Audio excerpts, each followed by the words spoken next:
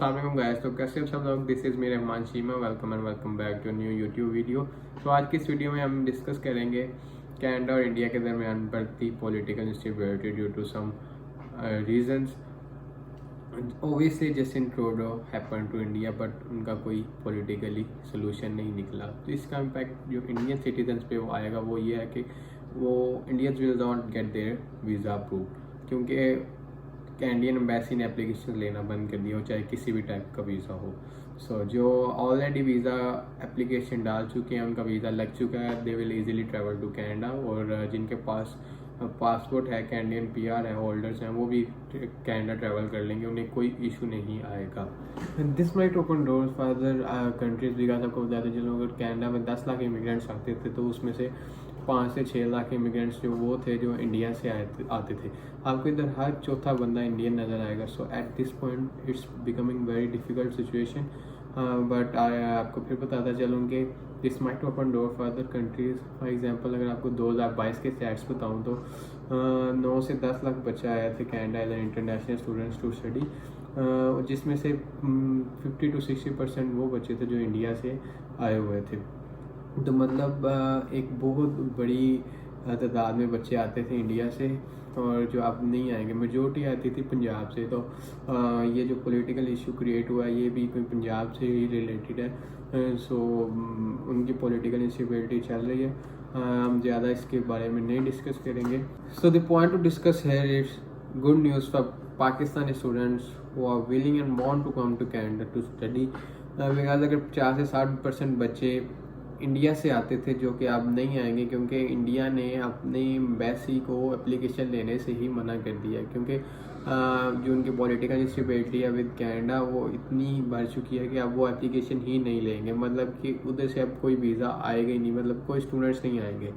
तो और दूसरे हाथ चाइना से भी बहुत ज़्यादा तादाद में बच्चे आते थे बिफोर कोविड, लेकिन that figure has gone down drastically after Covid. और ऑलमोस्ट 50 to 60% बच्चे आते थे चाइना से बिफोर कोविड, लेकिन आफ्टर कोविड वो उनकी भी रेशियो बहुत कम हो गई है। तो चाइना सबसे पहले ऊपर था, उसके बाद था इंडिया, लेकिन चाइना कोविड की वजह से बाहर हो गया और इंडिया ये पॉलिटिकल इंस्टेबिलिटी की वजह से बाहर हो गया। सो it's a huge opportunity for other countries जो SCS कैटेगरी में फॉल करती हैं, और उनके स्टूडेंट्स के लिए बहुत बड़ी अपॉर्चुनिटी है कि वो कनाडा आ सकते हैं, कनाडा का वीज़ा ले सकते हैं, क्योंकि अब वो जो कनाडा ने अपनी इमिग्रेशन कोटा है वो पूरा करना है। तो इतनी बड़ी रेशियो अगर इंडिया से नहीं आएगी तो उन्होंने कहीं ना कहीं से तो अपने इमिग्रेशन कोटा पूरा करना है। So it will be very easy to get visa from for other international students जो कि डिफरेंट कंट्रीज हैं, लाइक एशियन कंट्रीज हैं, श्रीलंका, बांग्लादेश हो गया, इन countries like Sri Lanka, Nepal, Bangladesh, Pakistan, these countries will gonna have a huge number of immigrants in Canada by the end of 2024। अगर ये मसला 1-2 साल भी चलता है तो इन कंट्रीज़ के लिए बहुत इजी होगा वीज़ा लेना। और क्योंकि अगर 50 से 60% बच्चे इंडिया से नहीं आ रहे, सो ज़्यादा प्रायोरिटाइज इन कंट्रीज़ को किया जाएगा कनाडा की तरफ से।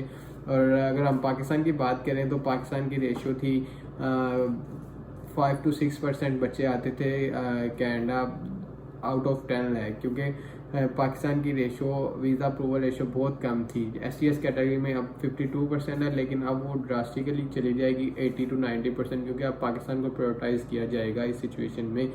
तो पाकिस्तानी पासपोर्ट होल्डर्स हैं जहाँ भी हैं दुनिया में, मतलब अगर वो मिडल ईस्ट में, अगर वो दुबई में है, so they can apply for the visa और they will easily get the visa.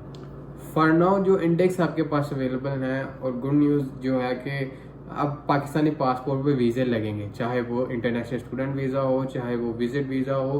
अब पाकिस्तानी पासपोर्ट पे वीज़े लगेंगे, क्योंकि जो इंटरनेशनल स्टूडेंट वीज़ा की रेशियो थी 52% और वो 100% तक अप्रूवल तक चली जाएगी। क्योंकि आपको मैं स्टैट बताता चलूँ, अभी तक जो पिछले 8-9 महीने से जो स्टैट्स हैं SCS कैटेगरी में वीज़ा की रेशियो है वो 52% है, जो कि मुझे लगता है इस सिचुएशन के बाद चली जाएगी अब अराउंड 80 to 90%, 100% अप्रूवल से भी जा सकती है, क्योंकि अब उन्होंने प्रायोरिटाइज करना है पाकिस्तान को। इंडिया से बहुत बड़ा नंबर आना बंद हो गया, और चाइना से तो कोविड के बाद बहुत बड़ी तादाद में बच्चे आना बंद हो गए हैं। सो पाकिस्तान में गोना भी on priority basis prioritize by the immigration. और मेक श्योर करेंगे आप अपने जो हर डॉक्यूमेंट आपका लीगल हो और आप अथेंटिक वे में आए, क्योंकि मैं जस्टिन ट्रूडो की स्पीच सुन रहा था, उसने भी यही कहा कि we are the rule of law, मतलब कि हम सारा कुछ लीगली वे में करते हैं। सो मेक श्योर करें कि आप कोई फेक डॉक्यूमेंट्स ना बनाएं, कोई फेक फाइल ना लगाएं, अपनी रेपुटेशन ना ख़राब करें ताकि आपको वीज़ा ज़्यादा मिल सकें। Make sure you like and subscribe to my channel, और मुझे इंस्टाग्राम पर भी फॉलो करें, और मेक श्योर करें कि अगर आपको ये अपॉर्चुनिटी मिल रही है सो ग्रैब इट, और आपने स्टूडेंट वीज़ा अपनी फ़ाइल लगाएं, अथेंटिक फ़ाइल बनाएं, कोई फेक डॉक्यूमेंट्स ना उसमें लगाएं ताकि आपकी रेपुटेशन भी ना ख़राब हो और आपको वीज़ा अप्रूवल ज़रूर मिले। So it's a big opportunity for those who want to immigrate to Canada. चाहे एक्सप्रेस एंट्री के ड्रॉज नहीं हो रहे, सी एस स्कोर ज़्यादा है, लेकिन I think you should move to Canada.